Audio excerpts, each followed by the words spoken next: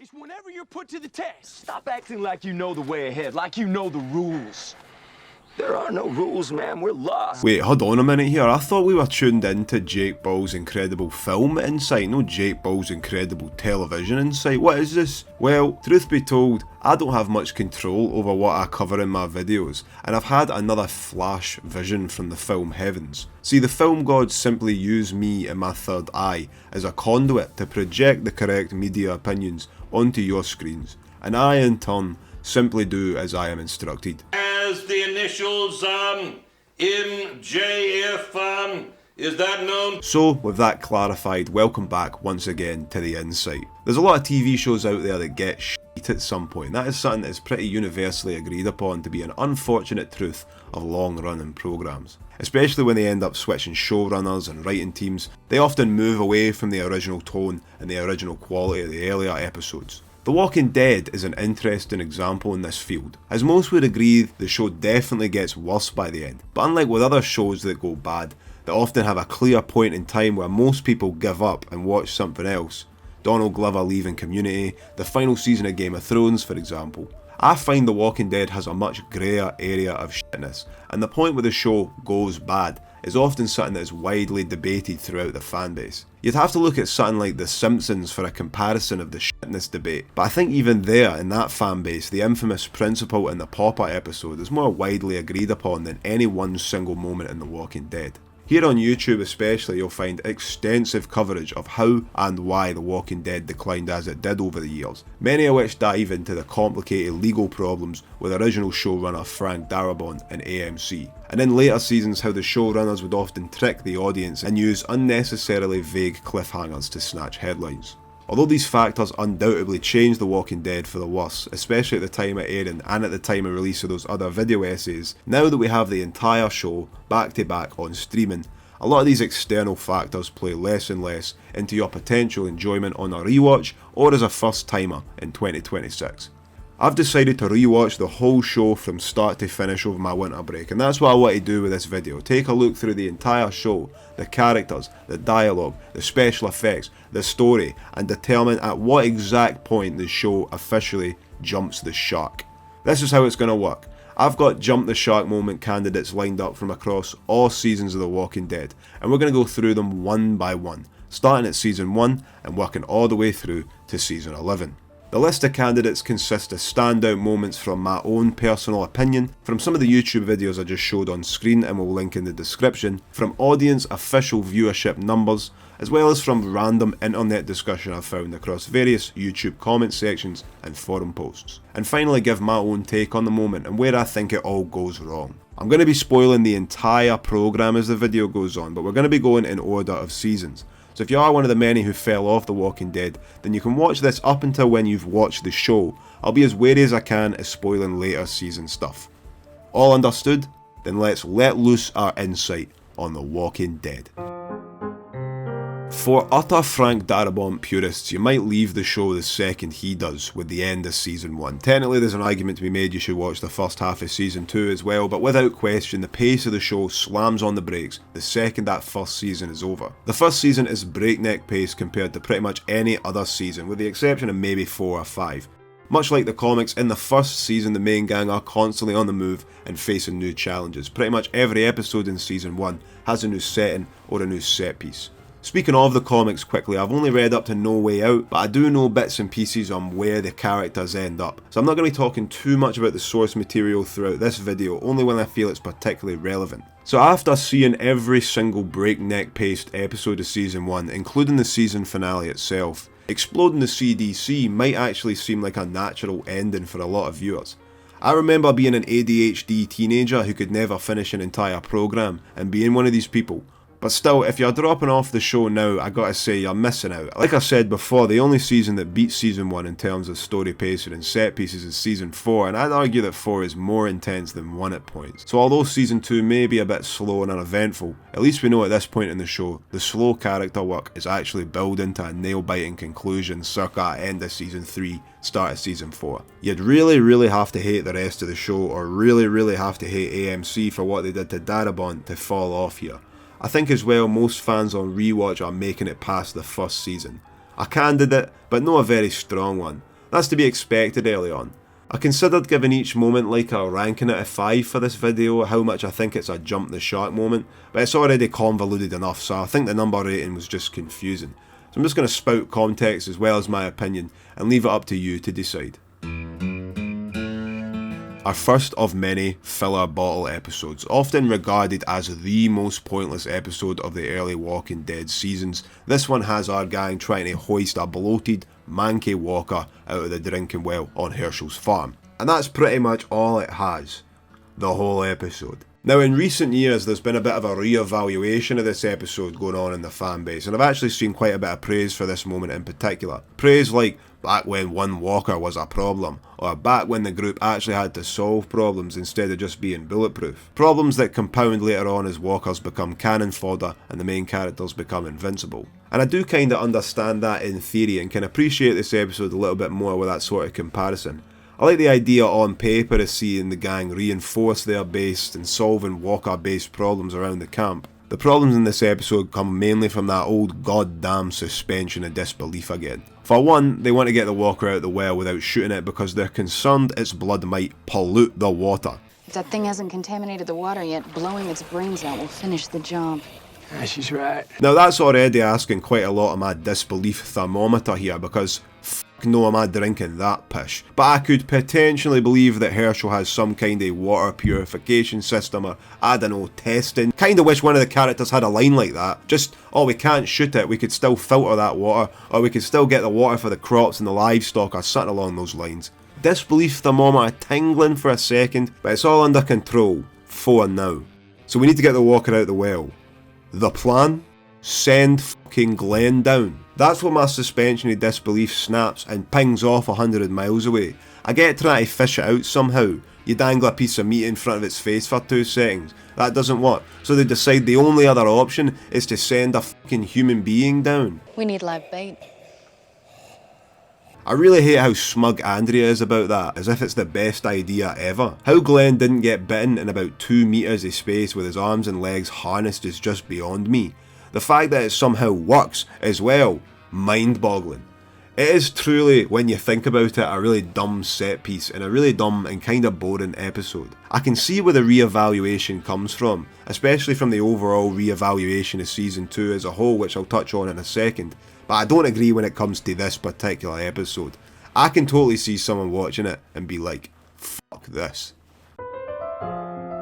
Although I do agree that Season 2's pacing takes a nosedive, I think that's mainly due to the crazy speed Season 1 moves at and the shock from moving from such a fast-paced story with multiple locations to a more character-focused, static story, with the entirety of Season 2 being set around Herschel's farm. On the other hand, I also do agree with a lot of the re-evaluation from fans in recent years. I remember at the time Season 2 was constantly shit on for being boring and seen as a you just need to get through it part of the show. But I think in retrospect, especially with the lows the programme would hit later on in its run, Season 2 has seen a bit of a renaissance for its great acting and intense writing during certain episodes. This episode, episode 8 in particular, is a real standout among the Season 2 lineup. Having accepted his mistake of keeping live walkers in the barn, Herschel heads to town to drink away his sorrows, with Rick and Glenn hot on his heels trying to talk some sense into him and bring him back to camp. This episode genuinely has some of the very best writing and character work in Season 2, as well as the most intense action that we've seen since Season 1. However, it's an example of an episode that showcases the very best and the very worst of Season 2, as the B-plot highlights a lot of the main criticisms about the season overall. That characters often make unrealistic and convoluted choices, seemingly only for the sake of adding drama and tension to an episode. This is a real problem in Season 2, I think, when it comes to the female characters specifically in the group, especially Laurie. To be fair, this is a problem that extends from Season 1. A lot of the main female cast that would later become fan favourites do start the show as very bland and can be utterly unreasonable at points. I personally really hate Andrea's desperate to be a hero but also suicidal arc that goes on throughout Season 2.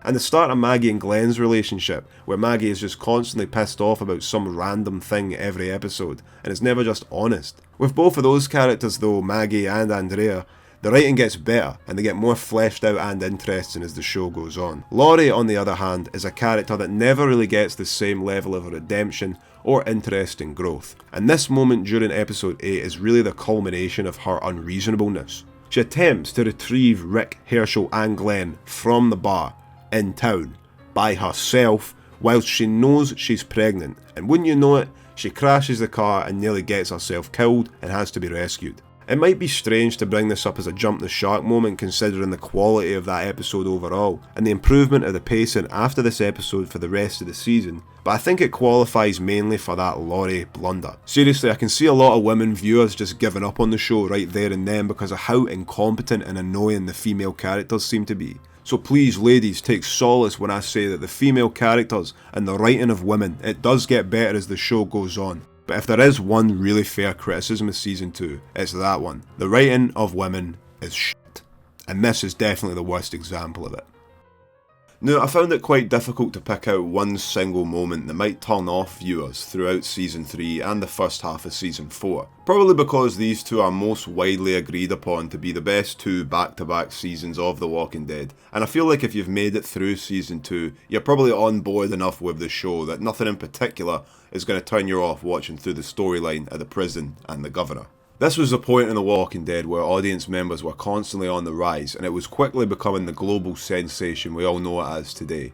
But for the sake of fairness, I'll do a quick fire round of potential shark jumping contenders. In my opinion, Michonne isn't that great of a character when she's first introduced. She comes across as a wee bit generic, and the silent treatment gets a little bit annoying in Woodbury. Especially considering at that time she seems to be the only character that really knows what's going on. Like season 9 communication skills Michonne would have taken down Woodbury in 1 second by just like, talking girl. But Michonne does go on to be one of my favourite characters in the whole franchise, so I can excuse a rocky introduction there. There's the first of many annoying mid-season cliffhangers here, but again, I'm not wanting to focus too much on the audience responses at the time, so it's not really going to qualify as streaming has fixed that issue mostly. The governor feels a wee bit overstretched when we hit the midpoint of season 4 when his story eventually ends. The two back-to-back episodes about his backstory and whereabouts in particular are definitely a bit more boring compared to the surrounding episodes. A lot of the fanbase hate the death of Andrea, especially those fans who come from the comic. Andrea is one of the central protagonists of the graphic novels, even at one point being a love interest for Rick Grimes in the comic. Obviously in the show we don't see that arc play out as Andrea dies right at the end of season 3 in Woodbury, which can be often criticised as a pointless, out of left field main character death simply for shock value. I don't particularly agree with this one, as I think Andrea's whole I wanna be a hero arc was stale even in season 2. Still, pointless and meaningless deaths for shock value is definitely something that's going to rear its ugly head as we delve further into the series. But I am still going to be glazing over this part of the show as I think it's fucking amazing and I still did on rewatch. Let's get to some more dumb shit instead. Now, if I'm being brutally honest, these selections that we're starting with from the earlier parts of the show are sort of fringe examples when it comes to moments the show officially jumps the shark, as I think many people would agree that these earlier seasons are the very best of the show overall. Soon we're going to get to examples that really do push it, but one last example I don't fully agree with before we get there is the introduction of Abraham, Eugene and Rosita. But I thought I'd give them their own segment anyway just to make the argument. What is undebatable for me about these three characters is that they definitely feel the most comic booky out of any of the side characters we've encountered thus far into the show, with the dialogue and the costumes especially giving them a more ridiculous, borderline comic relief vibe. Who is this guy? I'm Sergeant Abraham Ford, and these are my companions, Rosita Espinosa and Dr. Eugene Porter. We're on a mission to get Eugene to Washington, D.C. Eugene's a scientist, and he knows exactly what caused this mess. I hadn't actually read this far up into the comics when I first watched this part, and I genuinely thought they were setting up the trio to be the next big villains when I first saw them, because they just stood out so much to me. I could make the argument that these characters are a sorry sign of things to come. The show does dive into more tomfoolery and awkward comic relief characters later on, but these three turn out to be some of the best three characters in the whole show in my opinion. I know for a fact I'm not alone there. Honestly, if I had to pick out one character in the whole series that's my favourite, it would be Abraham. Although I'm no fond of that fucking character assassination they put him through towards the end with that whole Sasha love arc. Never really a fan of that one. But again, I can see the argument for these three being the first major red flags of the wacky characters to come, but they're all just so iconic and so beloved and involved in some of the best parts of the whole show that I think if you're a fan, especially if you're rewatching, you're probably anticipating this episode rather than dreading it.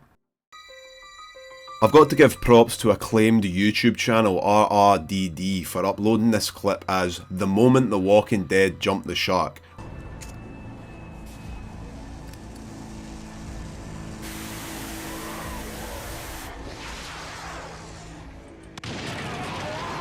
Which, truth be told, ended up guiding me to the inspiration to make this video in the first place. Now, I love this episode, I love this arc, and I don't actually think it's too outrageous to assume that Carol would willingly put herself in this situation after all we've seen her go through in the past 2 seasons. Where I draw the line is the fucking firework. Like, what were they thinking with that one? Couldn't she have just shot it? Like, just put a big fucking red barrel next to the tanker or something and have her shoot it. I think people would have accepted that more than this. Seriously, let me just re-edit this scene.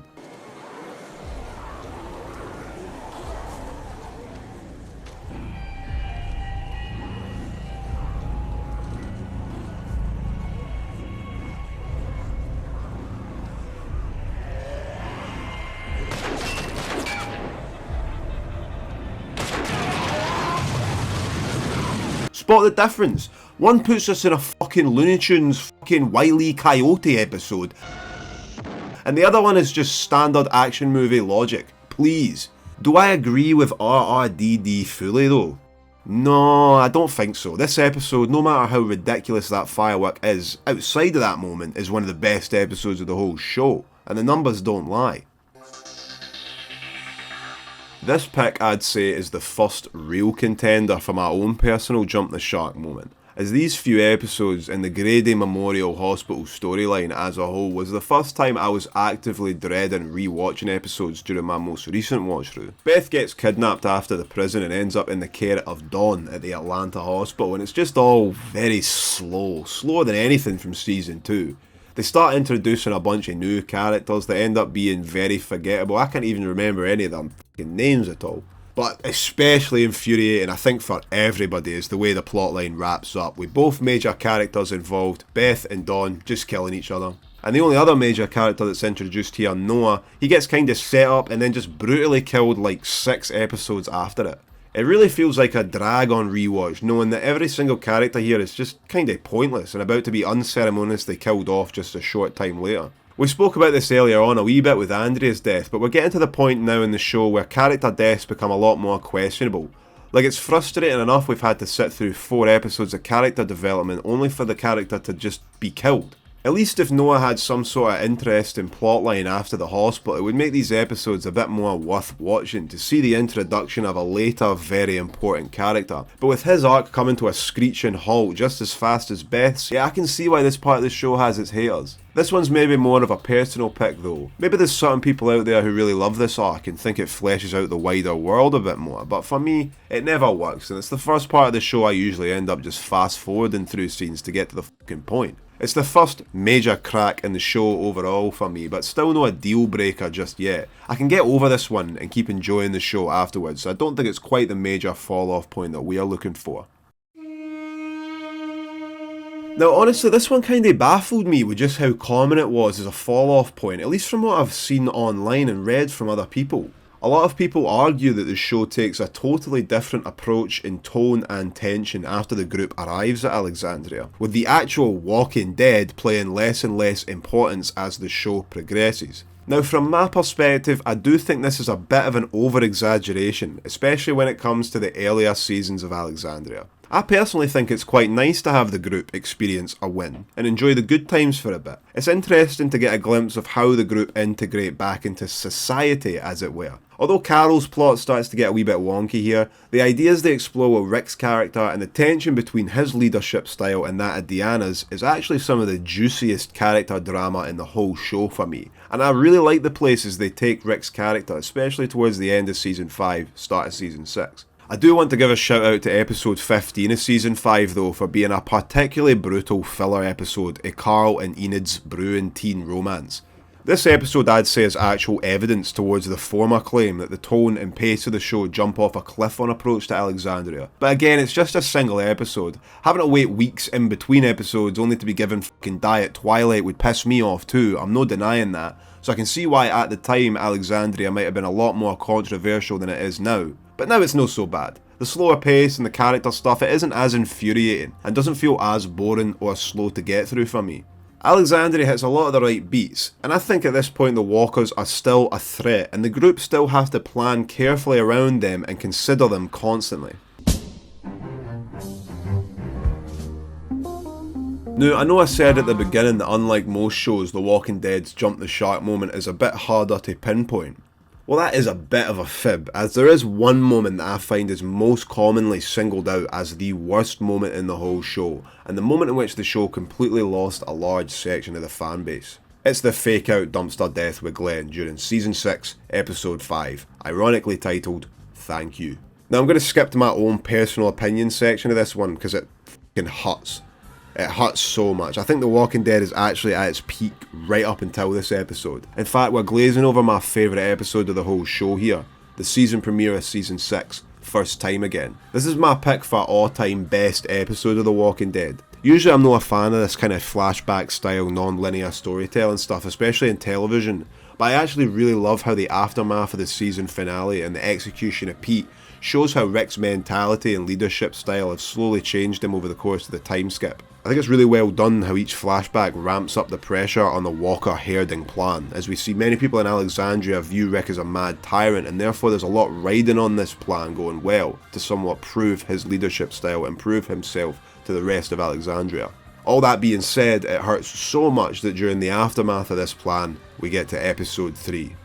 After the Walker herding plan from Episode 1 goes south due to the wolves attack on Alexandria, Glenn, Rick, Michonne and a few others are trying to get back. They get trapped in a small shop by the herd, and Glenn decides he's going to try and head out and grab supplies to get the wounded back to Alexandria. Nicholas agrees to go with him and try and get some help.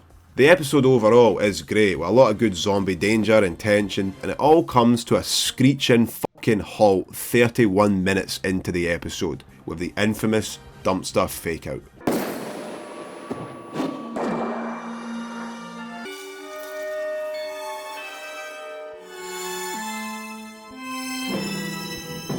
Now it goes without saying that Glenn doesn't die here, and it's not until 4 fucking episodes later that they give you the full story there. The famous historic downfall of The Walking Dead video points to this moment as one of the key factors in The Walking Dead's decline, and talks about the disconnect and distrust this moment created between the fans and the writers. I can sympathise, I was there at the time, I was one of those people watching on the edge of my seat every fucking episode to see Glenn return, and I too felt that distrust.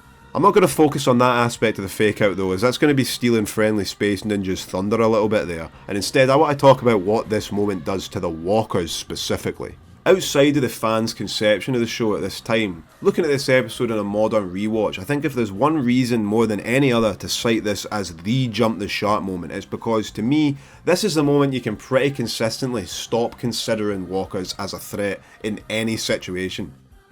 Before they required careful planning, careful manoeuvring and clever ideas. After this, fuck it, just dive into a fucking crowd of them. They'll never get past my lightly padded shoulder. They'll never at any point grab any part of my fucking clothing or hair at any time. The walkers become a total joke past this point in the show. So yeah, needless to say, this moment is a screeching break in an otherwise pretty solid lineup of episodes. But do I think it's the definitive jump the shark moment for The Walking Dead? Now I'm not just trying to be a contrarian here, but honestly, no. I don't think it happens quite yet, it's coming soon, but if we're talking my personal take, I still think the show has a bit of steam left in it at this point before it just fizzles out completely. Jesus is another more glaring example of the Eugene, Abraham and Rosita problem from earlier. Characters are becoming more like caricatures, more like comic relief characters and less like actual people. Paul Rovia. But my friends used to call me Jesus. Jesus could be considered another example, although I'd say he's not too egregious compared to the fucking Borderlands characters we're going to get towards the end of the show. I think Jesus gets some cool moments, so we're going to cut him some slack and just point and laugh at him for a split second and move on. Some of you might be asking yourself, Jake, isn't the season 6 cliffhanger another glaring example of a jump the shark moment? Another annoying stretched out cliffhanger that fans had to wait months to see the resolution of. And you'd be right about that to a certain extent, but I don't think it's really an example of what we are looking for on the list today. These two, the finale of season 6 and the season premiere of season 7, are two of the very best, most nail-biting and exhilarating episodes of the whole show when watched back to back on rewatch. I wouldn't class either as a traditional jump the shark moment. No, even with the death of Glenn, as although he's a fan favourite character, I think many were expecting his death for a while at this point, especially considering that dumpster fake out we just talked about. The problem, and why the viewership numbers plummet like never before after this, is the follow-up episode, Season 7, Episode 2, The Well. The show completely fails to follow up the pace of the action seen all the way through the ending of Season 6 and begins introducing new characters and new players in the game that we just have zero interest in, considering we just watched this high-octane and riveting introduction of the saviours. That's not all. We also have the complete abandonment of consistency when it comes to Carol and Morgan's characters.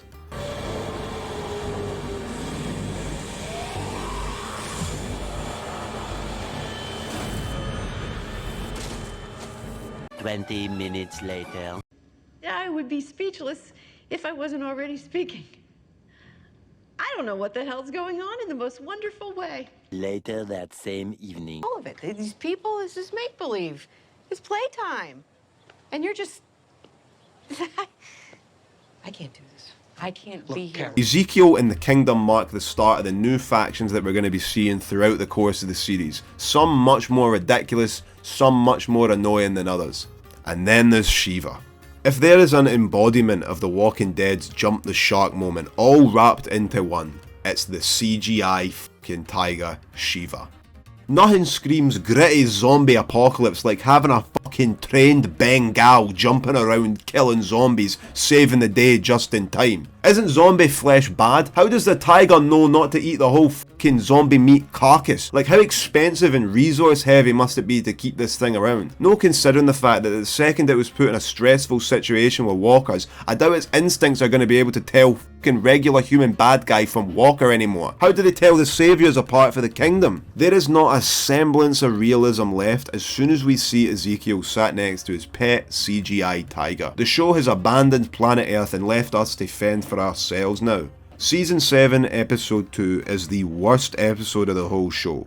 The audience numbers agree, I agree, and let's face it, you agree. This is the definitive jump the shark moment for me. The moment The Walking Dead never quite hits the same level of quality that it once had, ever again. So we've done it then. We've found the jump the shark moment. Well, we're at least done in terms of my opinion. As much as the show completely loses me in terms of serious character development after this point, as we all know, the show struggles on for 4 more seasons. So although we've reached what I consider to be the point of no return in The Walking Dead's plot, we'll carry on right up until the very end of the show anyway, with other ridiculous or disappointing moments. So if you are still fully on board with the show's direction at this point, then hopefully we can find your tipping point with our next few options.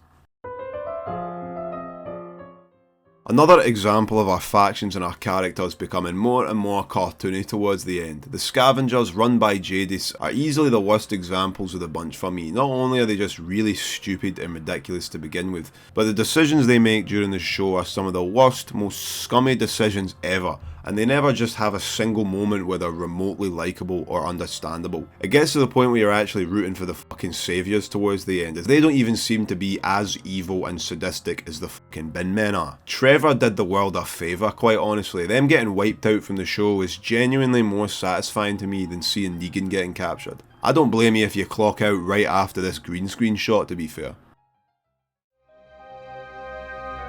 Now, you could honestly take your pick from the first half of Season 8. I think it's pretty universally agreed upon as the worst season of The Walking Dead, besides maybe the final one. So I'm kind of glazing over it as the show just kind of has an overall writing and pacing problem that becomes glaringly obvious the further you get into Season 8. But I think the clearest example of this is how they were able to fumble the death of one of the most important characters in the whole show, Carl. I'd say next to the dumpster, Carl's death is probably the second most popular point of contention for a lot of viewers. The point where many forgot what reasons they had for even watching the show anymore, and they just completely lost interest. I agree with this take overall. I think they killed him off way too early in terms of the overall show. But maybe a bit of a fiery take here. I actually think his death puts a boot up the arse of season 8. Rick and Negan's drama and rivalry become juicier. Rick's motivations of My mercy prevails over my wrath. become clearer and more profound, and it makes the eventual sparing of Negan make a lot more sense in my opinion. So although I would have liked to see Carl stick around for longer and have more influence on the show than he ended up having, I do kind of see why the writers decided he should be the next major character to be killed off from a certain point of view. The fans were constantly complaining about his solo episodes and the direction of his character compared to his comic book counterpart, so maybe this is what they thought the fans truly wanted. Let's not start pretending that Enid and Carl's awkward Twilight romance is groundbreaking television here. So although I can see why his death jumped the shark for a lot of people, I guess I'm playing a little bit of defence, a little bit of devil's advocate for the show in this segment. After all, I suppose,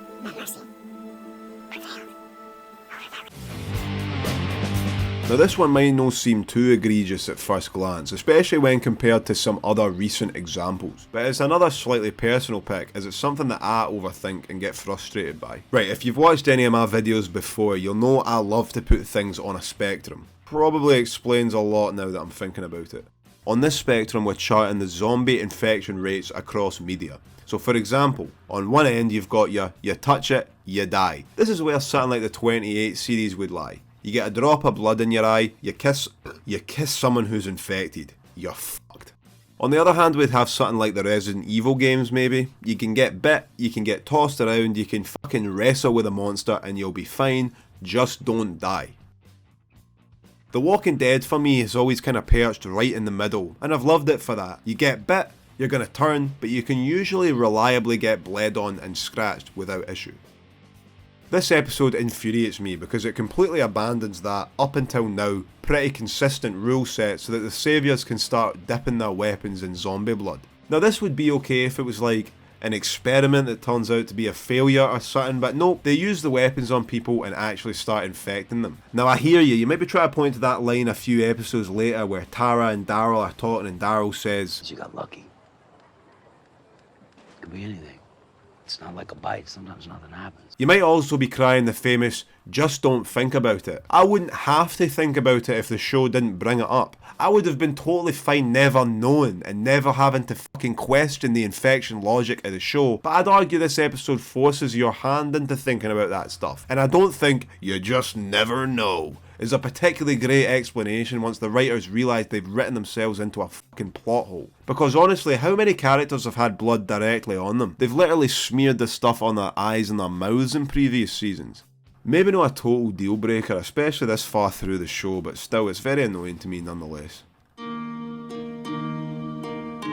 Like I said, people often agree that Season 8 is the worst season of the show. However, luckily for us, another thing people agree upon is that Season 9 is a semi-return to form. I agree with this to a certain extent. I think the season premiere in 9 is actually arse-clenchingly good, but I do think the renaissance is sort of short-lived, as you only get about 5 episodes before you're hit with maybe the hardest pill to swallow, that you've reached the part where Rick is written out of the show. If you were struggling to find a reason to care before, I think the death of the main character might be enough to tip you over the edge into full-blown, I just don't care about this anymore. His send-off episode is pretty widely praised as being spectacular, and I am inclined to agree with that, but I would have preferred an actual conclusion to his storyline rather than just Rick will return. I would name this as the final resting place of The Walking Dead. We've already jumped the shark at this point, now we're just falling off the fucking horse repeatedly. But I think we can all agree that losing the main character takes a huge amount of the drama and the character work built up over seasons and transports it thousands of miles away from the show to the fucking moon. But come on, maybe we've still got a bit of steam left. Let's not lose all hope. Maybe it can recover now that we can focus on the plotline of our secondary protagonist, Michelle. Well, I guess we've still got Ezekiel. How long have you? A month. It's grown since then. Princess is the ultimate Borderlands character of all the Borderlands characters in The Walking Dead. She has some slightly funny and kind of endearing relationships over the course of season 11, but come on, she just stands out like a sore thumb, doesn't she? Woman's got the fucking zombie apocalypse battle pass skins. You might think I'm missing some moments here, but honestly, towards the end of the show, it just gets a bit hard to follow. Everyone feels like a side character, and it's difficult to actually feel that any decisions or actions have much weight. So I'm only really focusing on moments now that particularly stand out, as I do want to be able to finish the video someday. The final episode of The Walking Dead, at long last. Right? Wrong. That is the final realization of The Walking Dead. The moment it hits you that you're going to have to watch like 3 other full television shows at minimum in order to get the full story. I said before that the CGI Tiger was my own personal jump the shark moment, but I did still finish the show. The only spin-off show I watched was The Ones Who Live, just because I wanted to see what happened. And yes, it was a terrible Halo show fucking rip-off that spent like 8 episodes beating around the bush and adds nothing. Am I watching Dead City or fucking Daryl Dixon in Paris? So truth be told, it lost me there. This is when I realised there was too much Walking Dead for me to reasonably consume. I felt bloated. I felt rotten. I felt like The Walking Dead. Thanks very much for joining us through some of the worst moments The Walking Dead has to offer. Like I've said a few times, this is a topic that is ripe for some quality discussion down below. So do tell me if there was a point in the show that lost you that I completely glazed over on my rewatching this video. And also let me know if you totally agree/disagree with one of my takes on today's picks. Cheers. See you next time.